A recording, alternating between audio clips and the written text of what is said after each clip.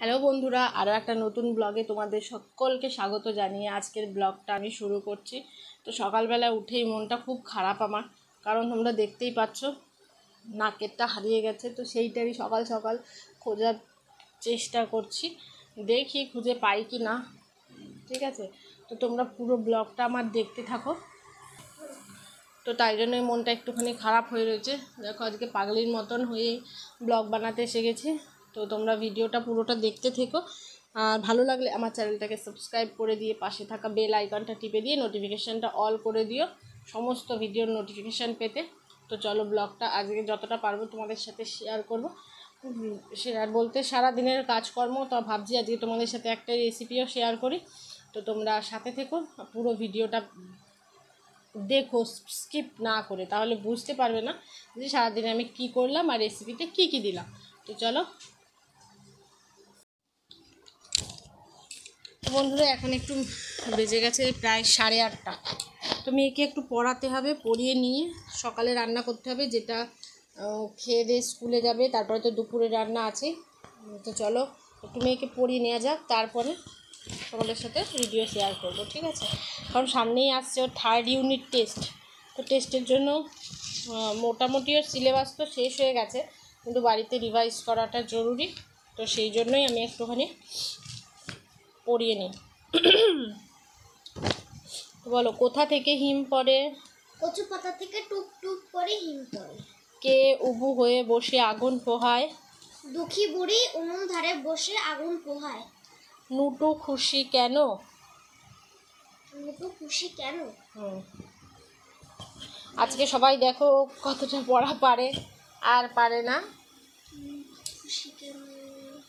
आज जनता के सामने पढ़ाई होगी।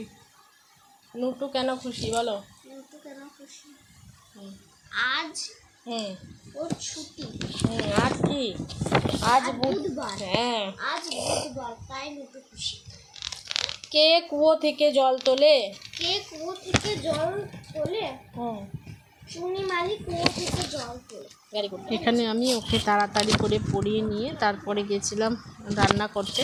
তো প্রথমে সকালে রান্নাটা করে নেবো, তারপরে কিন্তু দুপুরে রান্নাটা করবো, কারণ কিছু খেয়ে তো যাবে স্কুলে। তো সেই হিসাবে তো আমারও খুবই ঠান্ডা গরম লেগে গেছে, সেটা তোমরা ভিডিওতেই দেখতে পাচ্ছ। কারণ যে পরিমাণে গরম পড়েছে সেই হিসাবে কিন্তু মানুষের ঠান্ডা না গরম লেগে যাচ্ছে, যার জন্য সর্দি জ্বর এটা প্রায় ঘরে ঘরে আমারও খুব ঠান্ডা লেগে গেছে। নাক জ্বালা করে আমি চলে যাব রান্নাঘরে। তো দেখো আলু ভাজার জন্য আলু কাটছি। আমার বটিটা দেখতে পাচ্ছ একটু অন্যরকম, কারণ এটা রাজস্থানের বটি। তো এখানে আমি দুপুরের জন্য দেখো চালও ভিজিয়ে রেখেছি। আমি চালটা একটু ভিজিয়ে রাখি যাতে একটু তাড়াতাড়ি হয়ে যায়। তো নাকটা কিরম বিচ্ছিরি লাগছে।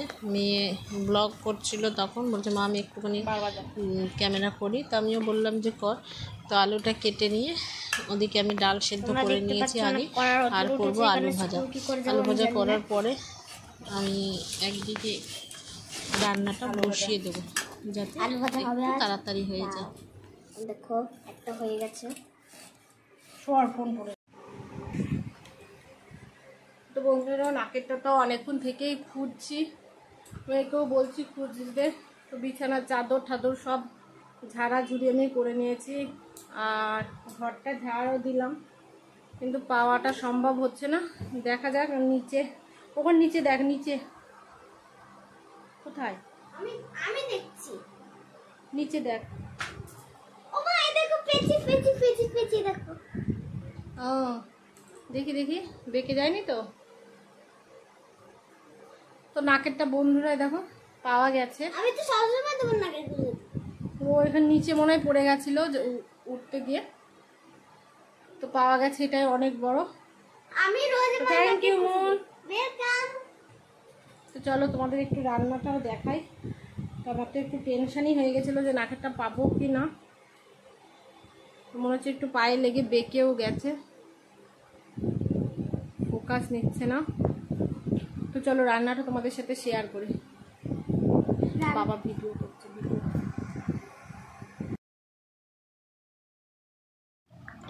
তো এখানে দেখো আমি কিছুটা পনির এরকম চৌকো করে কেটে নিয়েছি, আর এখানে নিয়ে নিয়েছি একটা পাত্রের জল, আর তাতে দিয়ে দেবো কিছুটা নুন।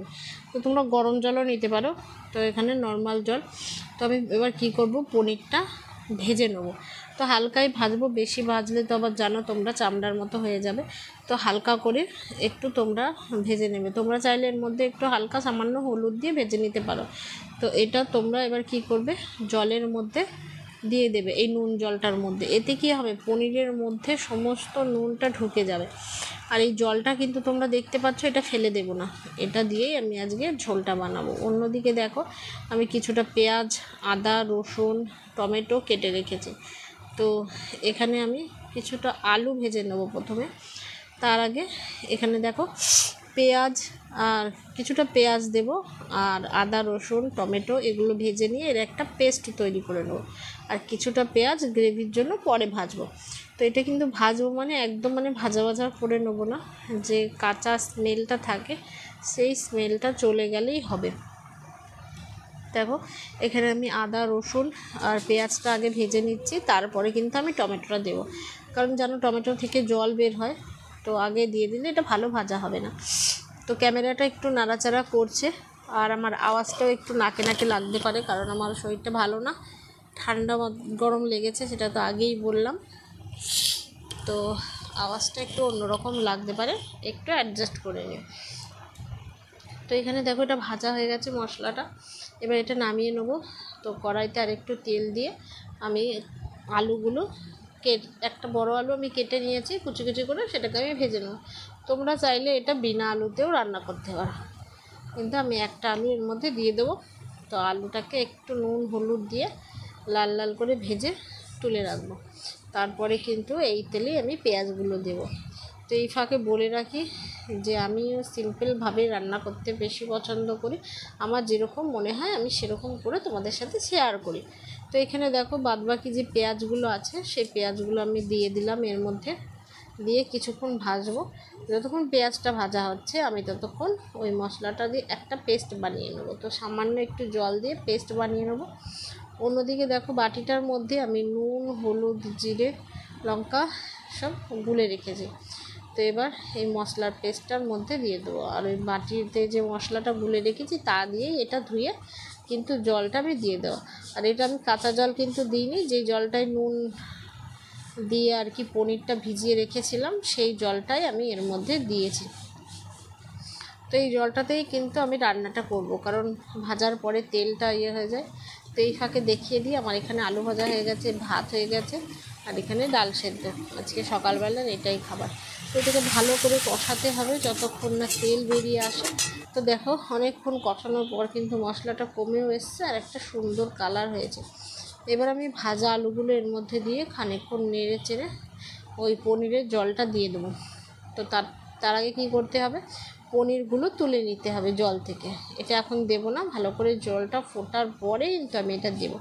এটা যদি এতক্ষণ আমরা বাইরে রেখে দিতাম, মানে কোনো থালার উপর পনিরটা ভেজে রেখে দিতাম, দেখতে পনিরটা কীরকম চামড়া চামড়া মতন হয়ে যেত, এরকম সফট কিন্তু থাকতো না। তাই জন্যই কিন্তু এটা জলের মধ্যে ভিজিয়ে রাখা। এবার ওর মধ্যে থেকে যে তেলটা বেরিয়েছিল জলের সাথে আর ছিল নুন, সেই পরিমাণ বুঝেই তোমরা কিন্তু নুনটা দেবে। তো এখানে দেখো আমার জলের দরকার নেই। এবার আমি কিছুক্ষণ ফুটতে দেবো, অনেকক্ষণ ফোটার পরে এবার আমি এর মধ্যে পনিরগুলো দিয়ে, এখানে কিন্তু গ্যাসটা আমি জোরে করব না, হালকা আঁচের ওপরেই আমি এটা রেখে দেবো, ততক্ষণ মেখে নেবো খাইয়ে।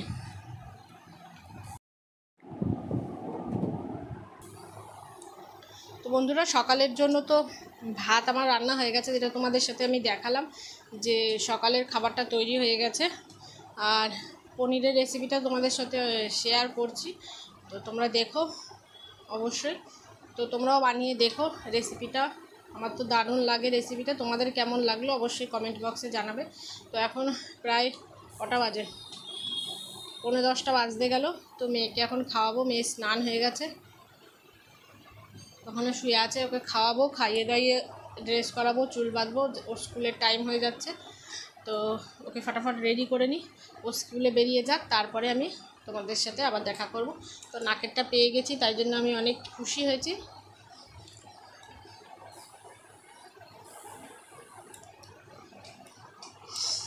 প্রচণ্ড গরম, বাইরে তো দেখতেই পাচ্ছ, কিচ্ছু দেখা যাচ্ছে না, রোদে এত মানে তাপ আর ঝলসানি, তো কিচ্ছু দেখা যাচ্ছে না। গরমে তো মানে পাগল হয়ে যেতে হচ্ছে।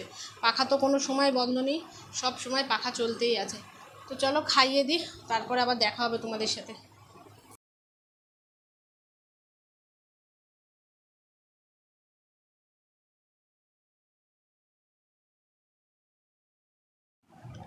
তো এখানে মেয়েকে খাওয়াতে খাওয়াতে আমি এক গাল খেয়ে নিলাম, কারণ ও বলছে যে নুন হয়নি ভাতে, খুব নুন খায়। তো তার জন্য আমি বলছিলাম যে ভাতের নুন ঠিক আছে, তো এখনও বদমাইশি করছে নুন খাওয়ার জন্য। তো চলো ওকে খাওয়ানোও হয়ে গেছে, এবার পনিরের তরকারিটা দেখা যাক। তো এখানে দেখো ঝোলটা কিন্তু ফুটে গেছে ভালোভাবে, আর টানানোর দরকার নেই। এবার আমি এতে একটু স্বাদ মতো গরম মশলা দিয়ে দেবো।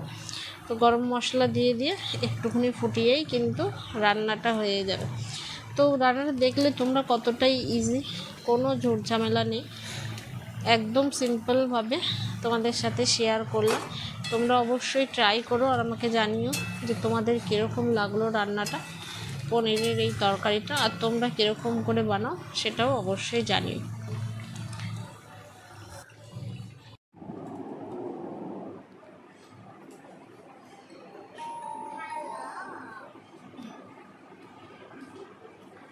বন্ধুরা, মেয়ে এখন স্কুলে যাওয়ার জন্য তোমরা দেখতে পাচ্ছ রেডি হয়ে গেছে।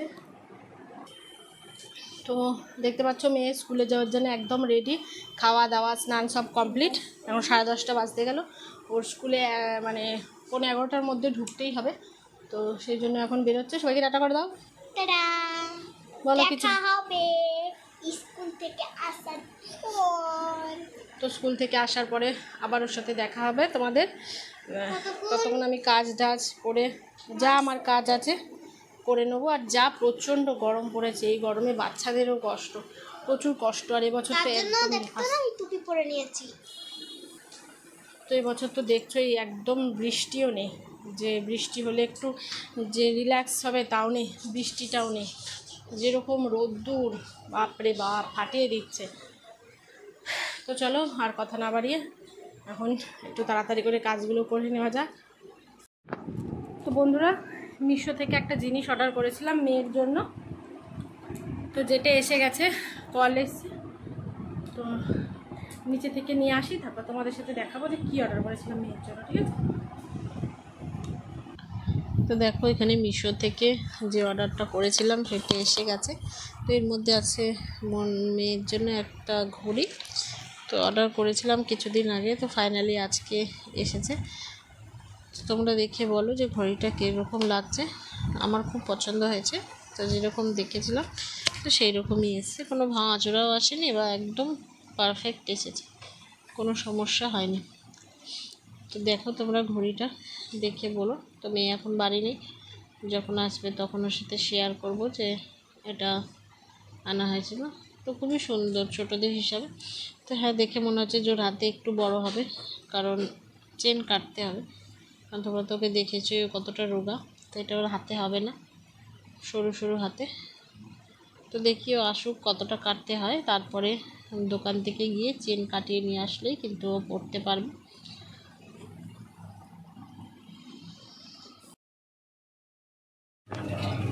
তো আজকে দেখো আমি এখানে পনিরের তরকারি আর এখানে একটু আলু দিয়ে, কুমড়ো দিয়ে, পটল দিয়ে, কালো জিরে দিয়ে, ফোড়ন দিয়ে একটু ভেজে নিয়েছি।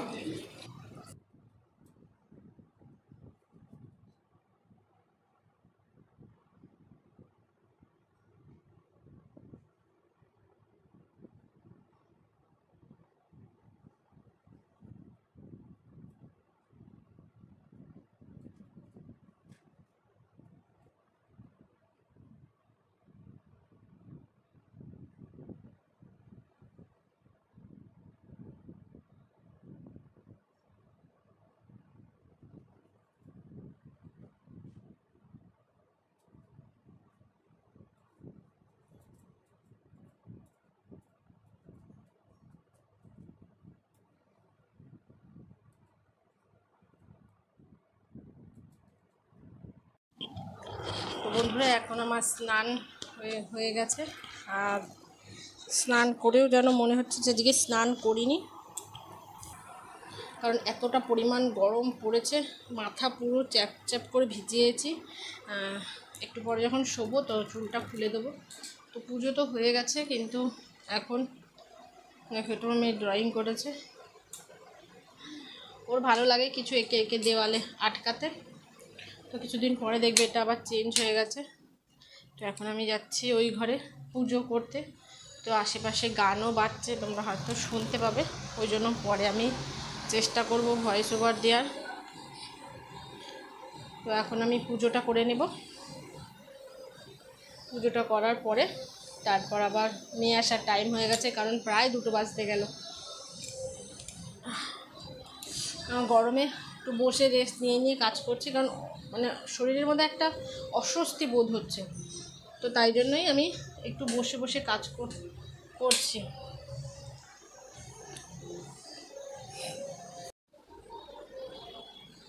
তো এই যে আমার মন্দির, নিচেও একটা মন্দির, এখানে গোপাল বাসুর খাট, সেটা তোমরা আগেই দেখেছো। তো খুব তাড়াতাড়ি আমি গোপাল বাসুর যে পুরো ডে রুটিনটা তোমাদের সাথে শেয়ার করব ভাবছি, পুরো দিনটা কি করে ওরা। ঠিক আছে, তো এখানে ওরা এখন বসে আছে সাইডে সোফায়। তো এবার আমি পুজোটা করে নিই। আর এগুলো সব জন্মাষ্টমীর পর থেকে এলোমেলো হয়ে রয়েছে জিনিসপত্রগুলো, সেগুলো আমি গোছাবো। আর এটা হচ্ছে, তোমরা হয়তো ভাবছো কি, তো এটা হচ্ছে টাইম ফুল গাছ। তো জন্মাষ্টমীর দিন নিয়ে এসেছিলো, সেটা আমি একটা ছোট্ট টবে করে রেখেছি। তো খুব রোদ পড়ছিলো বলে আমি মন্দিরের সামনেটা রেখে দিয়েছি, না হলে এখানে থাকে। তো ছোটো ছোটো অনেক কুড়ি এসেছে, তো এটা আমি এরকমভাবে জানলায় রেখে দিই, যখন হালকা রোদ থাকে ভালো লাগে। তখন মন্দির পরিষ্কার করে আমি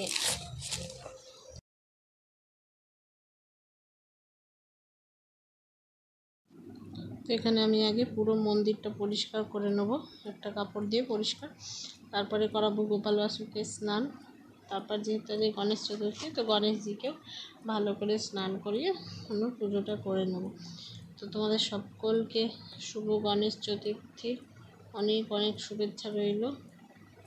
ভগবান সবার মঙ্গল করুক, আর তার সাথে আমাদেরও করুক। তো দেখো এখানে আমি গোপাল বাসুকে স্নান করিয়ে নিয়েছি, ওদের মুছে দিয়ে রেখে দেবো। তো ওদের যেহেতু আমি শৃঙ্গার করেছিলাম, তো এখন ওদের জামা না পরলেও হয়, কারণ প্রচণ্ড গরম, ঠিক আছে না? তো সেই জন্য ওদের আর জামা পরাচ্ছি না। তো গোপালের চান হয়ে গেছে, এখানে গণেশজি এখন স্নান করলো। তো স্নান করে ভালো করে আমি মুছে টুচে নেবো। তো এটা এবারে যে স্নান করিয়ে দিলাম আমি গণেশজিকে। তো কিউট আমাদের লিটেল গণপতি বাপ্পা, সেটা অনেক দিনের পুরনো ঠাকুর, যেটা আমি চেঞ্জ করতে চাই না। তো সেই হিসাবে দেখুন একটু ভালো করে মুছে টুচে নিলাম, নিয়ে এনার জন্য একটা আলাদা আসন পাতবো, যেখানে এনাকে বসিয়ে দেবো।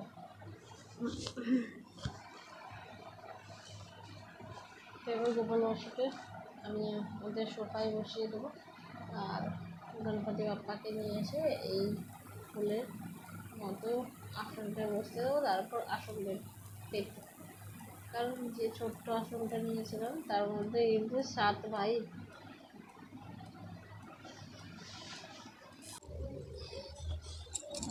তো এখানে দেখো এই গণপতি বাপ্পাকে দুব্বো আর ফুল দিয়ে কিন্তু সাজিয়ে দিয়েছে, কারণ দুব্বো ওনার খুবই প্রিয়।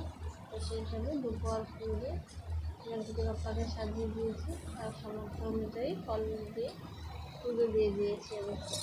তো তোমরা কে পুজো করলো সেটা দেখার ইচ্ছা রইল। আর এখানে এবার গণপতি বাপ্পার কানে একটু কপালে একটা করে ফুলের পাপড়ি এনে দিয়ে দেবো, আর একটুখানি দিয়ে দেবো সিঁদুর। তো উনি সিঁদুর খুব পছন্দ করেন, তাই জন্য। তো দেখো আমি এইভাবে গণেশ ঠাকুরটাকে সাজিয়ে নিলাম ছোট্ট একটা আসন পেতে। তো এইভাবে সাজিয়ে নিলাম, একটা প্লেটের উপর সাজিয়েছি দুব্বো আর ফুল দিয়ে, কারণ ওনাকে বসানো যাচ্ছিল না, কারণ একটু উঁচু নিচু ভিতরে স্পঞ্জ রয়েছে, তার জন্য ওনাকে বসানো যাচ্ছিল। এইভাবে একটা লাল ফুল অর্পণ করলাম গণেশজিকে, তোমরা দেখতেই পাচ্ছ। করে দিয়ে এবার আমি একটু সিঁদুর করে দিও, পাশে থাকা বেল আইকনটা টিপে দিও ভিডিওর নোটিফিকেশান থেকে। এভাবেই সিম্পলভাবে আমি আজকে একটু গণেশ চতুর্থী পালন করার চেষ্টা করলাম। এবার আমি ঘরে রেগুলার পুজোটা করে নেবো, যেটা আমি করি। সব ঠাকুরকে আমি ফুল অর্পণ করে দেবো। এভাবে সব ঠাকুরকে ফুল অর্পণ করে দিয়েছি, সাজিয়ে নিয়েছি। সুন্দর করে।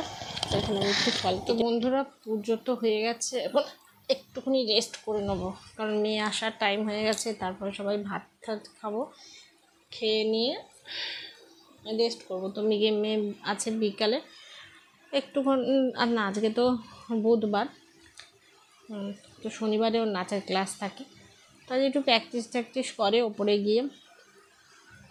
তো এই ডেলি রুটিনে আর কি দেখাবো তোমাদের সাথে, রোজ এটা নিয়ে টেনশন থাকে যে আজকে কী দেখাবো, তাই না? কারণ সবারই একই কাজ থাকে ডেলি, নতুন তো আর কিছু থাকে না যে নতুন কিছু থাকে যে নতুন কিছু দেখাবো।